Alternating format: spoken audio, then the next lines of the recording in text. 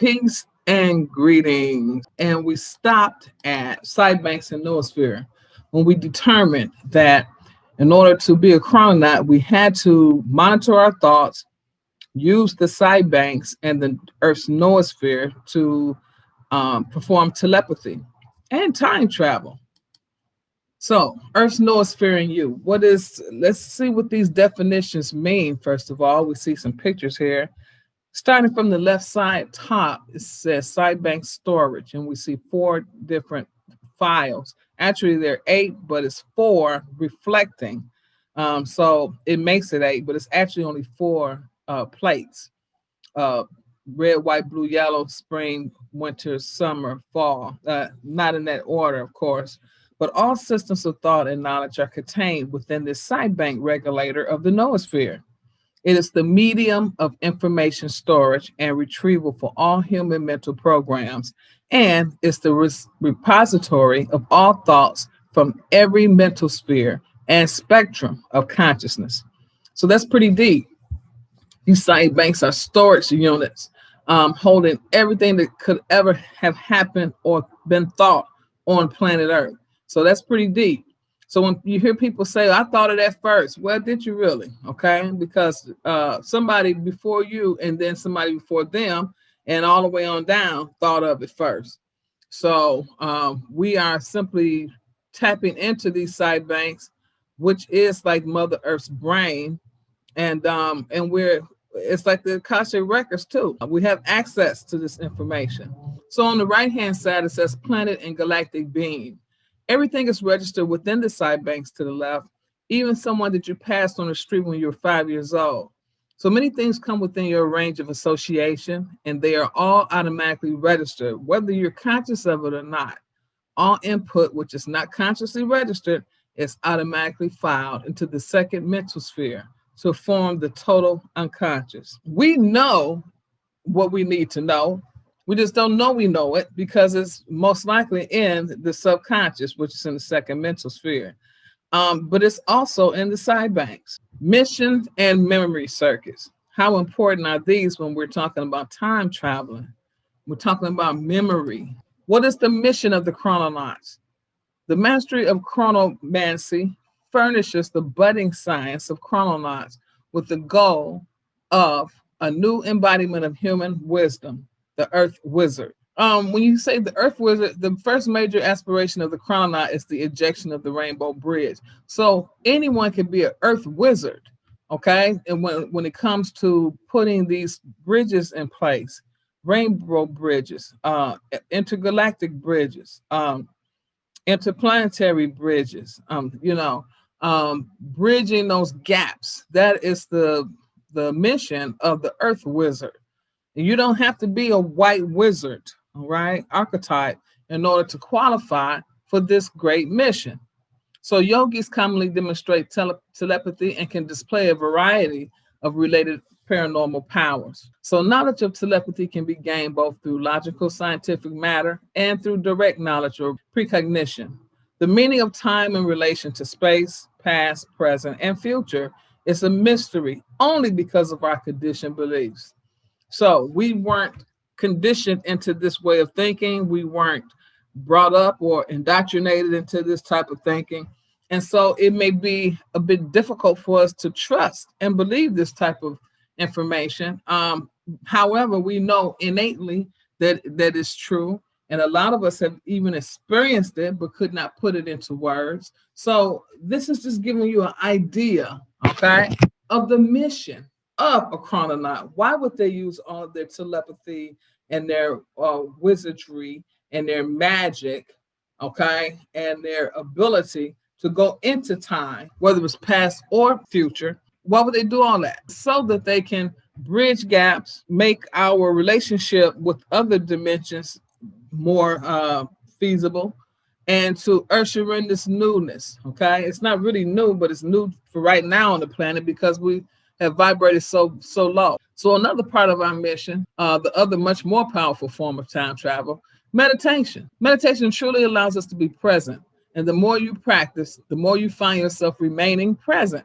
The replays and fantasies begin to lose their pull and their attraction. presently living, consciously breathing, and simply being, as opposed to doing, becomes easier and easier. Remaining present is a daily challenge, and we get very caught up in our stories, getting stuck in the past again, and then we project, we forecast, we set expectations, getting stuck in the future again, and get disappointed. So a lot of stuff happens when we time travel, when we're not ready to, and when we're not aware of what's going on, so that we can't put a halt to it. So it is a journey, just staying still, just sitting and staying in the moment is the most exhausting work there is, or at least it is at first. And as it is with most things, practice and more practice makes staying in the present moment easier, much easier. Meditation takes away our reactivity and allows us to mindfully respond rather than impulsively react to things and people. Memory circuit, genetic and historic strands of DNA, along with the right and left brain hemisphere, helps the chrononaut to remember according to the desired fourth dimensional capacity. We're also talking aboriginal continuity, and we're talking cosmic awareness. These two circuits process information that can be activated through yogic practices and are essential to understanding the system of synchrogalactic yoga. The AC, aboriginal continuity, represents information flow from the future to the present. Cosmic awareness, the CA current, that represents the information flow from past to present. While the AC is intuitive, innate knowledge, the CA, cosmic awareness, is learned, acquired knowledge, which ultimately expands into a state of pure cosmic awareness. These are the memory circuits that are used by all chrononauts. Now, when we start talking about yoga, yogic practices to help the memory circuits and things like this, is what we're doing is we're putting ourselves back together again. We have to understand where these circuits are taking us and where they're going, what type of information is given. Ida and Pingala, the ACCA currents, form the root of the DNA. All right, so now double helix pattern, spinning up through the central column of the etheric body. Currently, the AC is separated from the CA function. This separation is exacerbated by living in artificial time, apart from nature's cycles. It is the purpose of the law of time to reestablish a balance between AC and CA currents through the methods of yoga. Now, let's look into Ida, Pingala, and Sushumna. Ida is a lunar nadar. It responds to the right hemisphere of the brain.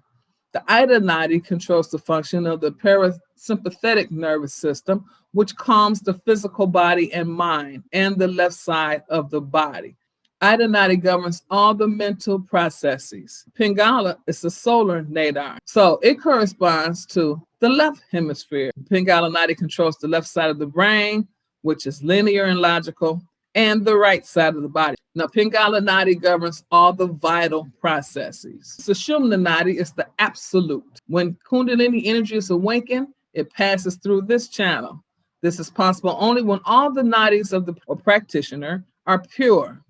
Hence, the most important step in Kundalini Yoga is the complete purification of the 72,000 nadis. Once the Kundalini energy has been awakened and raised up the Sushumna nadi to the top of the head in the Sahasrara chakra, such as special sight. You might get special sight, inner sounds, insights may be perceived. Some people call it magic, but it's actually the energy. Okay, the Kundalini energy. Now, we saw all about what the astronauts did. They had to exercise 2 hours every day and log it, and then they had to do other things as part of their training. That exercise training for the chrononaut is going to include the unified whole body, the cosmic tree, memory circuits, the flow. It's going to take inner planes. We're going to go over that. We're going to go over the clans, the galactic elements, the root races, and the time cells. You might say, wow, that's a whole lot of exercise just to use telepathy and all of that. Well, what we're doing is we're putting ourselves back together again. And of course, that may not be so easy. Now, let's look at our systems. Let's look at the chakras. Energy from higher or subtle dimensions is brought into the physical dimension through these 7 energy vortexes. Energy can also be transmuted into higher forms or stages of consciousness, such as continuing and superconscious. After opening the chakras comes the activation of the radioplasmas for constructing the inner temple or the etheric body. When we think of inner temple, the tree of life comes to mind. We also have to be geometrically shaped from within in our inner temple. We have to have love and heart and light and all the things that it takes to keep our vibrations high. So memory circuits work with our bodies in its ability to take flight by way of, like I say, ACCA and the side banks and noosphere. We're no longer talking about just the physical body, but we're talking about energies now. We're talking about the etheric body, your light body, your astral body. That's all etheric body. So when you say, "Well, I don't want to do single galactic yoga," you're not strengthening your astral body so that you can do what? So you could travel, so that the DNA double helix pattern that's coming together now through the radiation that's coming on the planet, yours won't be together because you don't want to do the yoga. ACCA structure holds together the 2 sides of the galactic brain or galactic field of intelligence, holonomically registered as the noosphere. So it also constitutes the regulating mechanism of the side bank, which coordinates the noosphere as a supramental organism. So when we say the flows, we're talking about red, white, blue, and yellow. We're talking about the fact that knowledge initiates, view, fall under red. Same way with white. It should be humility. It refines. It's in meditation. Blue is patience. Blue is transformation. Blue is conduct. Yellow is always ripening, it's power, and it's fruit. What are we talking about when we say mind, spirit, and will planes? And we can see over here to the left the plane of mind, gravitational, the plane of spirit, biopsychic, and the plane of will, electromagnetic. Plane of mind, will, and spirit are qualities of the realm of intelligence that take manifest form and become the 3 inner planes of the cube. The plane of mind is the basis of everything. For mind to accomplish anything, it has to be moved. Mind responds to its own projection. All there is mind. Everything that exists is a projection of mind. Anything that happens to you is ultimately your own mind projection because there's nothing to respond to. We are the ones who assign meaning to what we experience. Now let's go to spirit. Spirit is like the latent consciousness that arises out of mind and moves itself. It is like the wind, which you cannot see, but you feel its effects. The spirit is the essence that distinguishes different states of mind. Spirit is the quality of bringing mind through the different stages of enlightenment. Spirit corresponds to radiance, which implies luminosity, shining, radiating, splendor. Now, that's all natural. If you want to make a painting, you first get a vision in your mind, then spirit moves and inspires you. Okay? And it is will that knows how to use the colors and put the paintbrush onto the canvas to manifest the painting. Mind receives the data, spirit synthesizes and inspires, and will takes the action. The plane of will concentrates power within the mind and spirit. But we have to remember this about will. At a lower level, will is a function of ego. Personality was formed in a conditioned way, so it thinks reality is a certain way. The identification of self with that certain way, that's what creates the ego. From the point of view of lower self, will is how ego gets its way. But it's never satisfied with what it gets, and it always wants more. We're granted free will and are afforded the opportunity to align our little will with divine will. And that's where free will comes in at. Will corresponds to unobstructiveness. When will is focused, then the intention moves forward where the will has directed itself to go. So when we start talking about planets and galactic elements, you might say, wow, Mira, this is a lot of stuff for me to just to time travel. I don't know. I feel overwhelmed. Well, how do you think that the astronauts feel in their space travel in the 3D? They go through a lot of stuff. Let's not start feeling that way that this is a lot. This is not a lot. We want to know who's receiving, who's transmitting, who's transducing out here. What archetypes are they? Not only that, we want to know who's input, who's going to inform us, who's going to store or remember this information, who's going to process it or formulate it where we can understand it, Who's going to express it and do be an output, a speaker, if you will. And then who's going to go ahead on and just do what needs to be done without having somebody stand over and telling them nothing. They're going to be a self-regulator and just fall in line with what has to be done. The matrix. So our organs, just as the astronaut organs, remember when we talked about the motion sickness? Remember when we talked about the osteostatic status, when they will be dizzy and all of this stuff and fainting? Remember when we talked about their heart, the cardio arrest, the infarctions and things like that? Well, here we're looking at our main organs too. Now that we've discovered what 3D and 4D travelers go through in training, what is the outcome for each? It's number one, astronauts sleep through sunrises. Number two, flashing lights, even with their eyes closed. Three, they dodge sweat balls. Number four, they have to tie themselves down to sleep. Number five, they can't cry because the tears don't flow down the cheek. It stays in the eyes, okay? Number six, no alcohol, all right? Number seven, they got to blow nose all the time. Number eight, they got to walk underwater. And nine, they have to swim laps in their flight suit. They have to wear diapers. They lose the sense of smell. They exercise twice as much. Remember, it was 2 hours for the astronauts. They have to watch out of broken bones. They can't have that intense survival training. They have the inner ears thrown off that causes the nausea, vomiting, and headaches. And then they have to have toilet training. They start losing muscle mass and bone density and undergo other changes. Here are 5 of the weirdest ones. I'm Sophie, and welcome to the countdown. In 1994, astronaut Richard Heeb became too tall to fly in space, while he was flying in space. When he boarded the Space Shuttle Columbia on Earth, he was an inch shorter than NASA's maximum height limit of 6'4". But once the shuttle went into orbit, he started growing. On Earth, gravity presses down on the body. In microgravity, that pressure is removed, and spines stretch out, increasing an astronaut's height by as much as 2 inches. This height boost can be a problem. It not only made Heeb break NASA's height limit, but also causes back pain. Earth's gravity also keeps the fluids in our body where they belong. Without it, liquid pushes its way into the head and chest, making legs shrink, faces swell, and heads ache. The fluid also causes nasal congestion, which may be why astronauts report a weaker sense of taste in space. Stuffy noses impair our sense of smell, which has a huge influence on the ability to detect flavors. Or the loss of taste might be due to limited food choices, the unappetizing pouches in which food is served, or the sterile odor of the spacecraft distracting the nose. To make up for the blandness, astronauts spike their food with hot sauce, horseradish, and other spices. In microgravity, the heart doesn't have to work as hard as on Earth, which produces a strange effect. The heart actually gets rounder. In a recent study, 12 astronauts used an ultrasound to measure their hearts before, during, and after a mission on the International Space Station.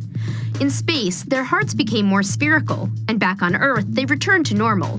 But on a long voyage, like a trip to Mars, this change could make the heart function less efficiently. Although the rounder hearts are only temporary, some astronauts undergo permanent eye damage during their time in microgravity. In a survey of 300 astronauts, 60% reported weaker eyesight after traveling on long space missions. The damage could last for years. The upward flow of fluids, the same issue that gives astronauts puffy faces, also increases the pressure in the head, damaging eyeballs. In some people, the backs of the eyeballs flatten out, which makes it harder to focus. Vision problems can also stem from swollen optic nerves and damage to the retina. The inner ear, which helps you keep your balance, relies on gravity to function properly. When astronauts first leave gravity behind, they feel disoriented and can experience motion sickness.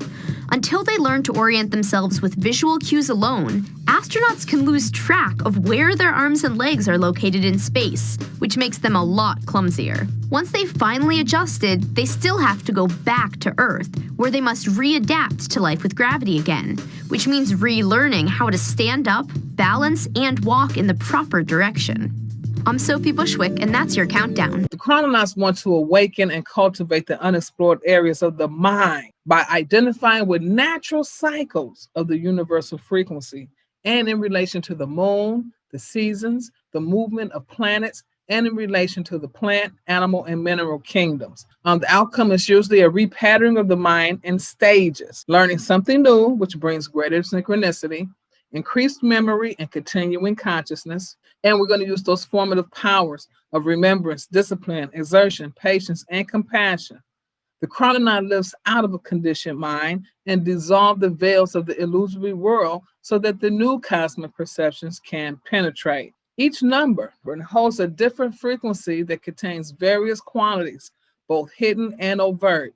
Using number is about understanding matrices and cycles of time to create a shift in the mental force field. We saw the pros and the cons of the astronauts in 3D space travel, but we didn't really see the cons in the chrononauts. If there is no implication of the five formative powers and following the straight path of the chrononaut, such as performing meditation, yoga, continuing consciousness, learning something new, etc., the mind will wander and clarity will be lost. It will affect the physical body after it has caused imbalance in the spiritual body. In extreme cases of neglect, it may open the door for severe problems such as dementia, wow, schizophrenia, Alzheimer's, Parkinson's. So that's what this is about. This is to get us on our way towards correctly time traveling and not just looking at Hollywood, because looking at Hollywood will cause us to be malfunctioned all the way, all right? So that's going to do it for right now. And what we're going to do at this time is stop the video and we'll prepare for the next one. We will be ready to go. All right. Peace.